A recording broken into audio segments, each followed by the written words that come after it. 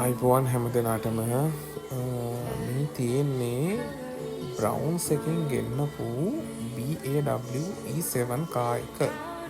මේක ඇත්තම ඉලෙක්ට්‍රික් කා එකක්. මේක මම පළවෙනි වතාවට තමයි මම මෙහෙම පදින්නේ. ඇත්තටම මේක තප්පර මම හිතන්නේ කීපයකින් 50ට වගේ යන්න පුළුවන්. එකටම ස්පීඩ් එක අප් වෙනවා. ඉතින් මේ වාහන පොඩ්ඩක් පාරේ තිබ්බ නිසා මේ ටික වෙලාවක් ගියා මේක මේව කරගන්න ස්පීඩ් එකෙන් යන්න. ඇත්තටම දැන් අපි 4 දෙනෙක් මේ වාහනේ නැගලා යනවා. ඉතින් මම හිතන්නේ මේක හොඳ ස්පීඩ් එකක් තියෙන වාහනයක්.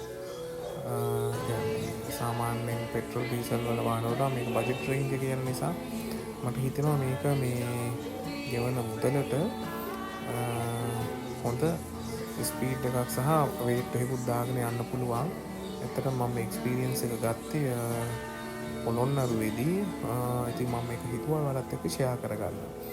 ඔයගොල්ලන්ට මොනවද හිතෙන්නේ කියලා කමෙන්ට් එකක් දාන්න බලන්න.